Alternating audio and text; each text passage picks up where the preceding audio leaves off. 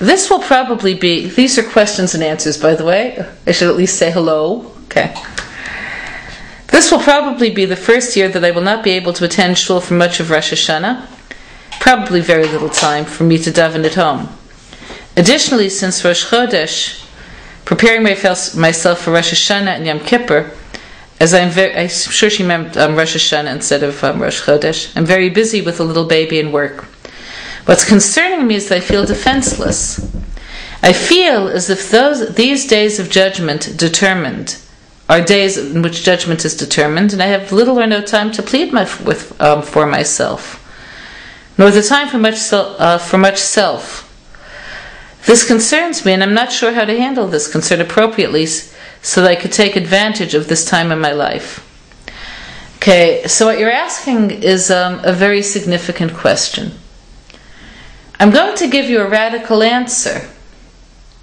I want you to go to the Purim story, where Esther demanded that they fast for 3 consecutive days. And it was Pesach. What about the Seder? What about everything the Pesach is?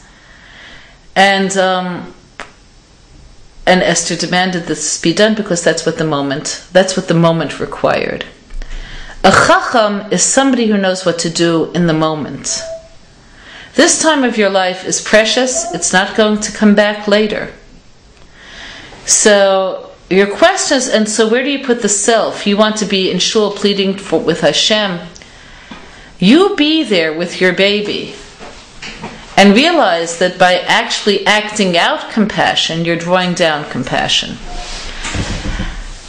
Having said this, and I mean this absolutely, my observation is that people have time for the things that they want.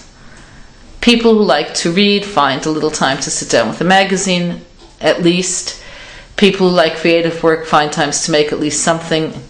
People who like to schmooze manage to have the coffee and the phone.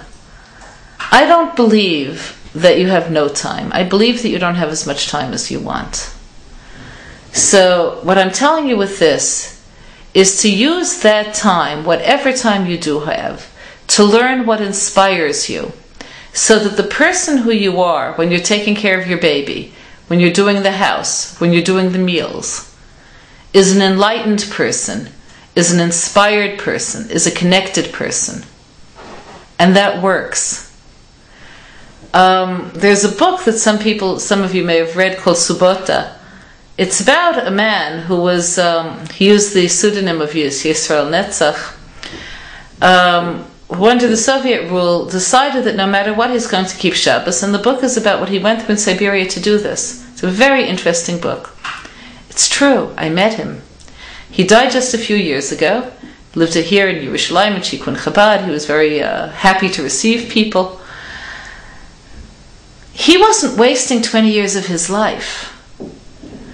In fact, what he was doing in those 20 years of brutal work, where he had no time to learn, oftentimes no time to daven, is that he was Mekadesh Hashem, which means bringing Hashem's transcendental reality into the world through the person he was. Not just the person he was when he was keeping Shabbos with great Mesiras Nefesh, but the person he was on Wednesday and the person he was on Tuesday was a different kind of a person. So I've seen people who do it. It's not easy. My daughter was telling me of an acquaintance of hers in Tzfat. The children would come home. The mother works in the morning, little children. They all come home from Gan when she comes home from Gan and from the babysitter. And she already has the tape recorder playing their favorite CV, which at that point was Yehudim B'nai Melachim. Okay. The focus and the simcha, that was as good as tefillah. And I'll tell you another story. I'm always afraid of telling people the same stories.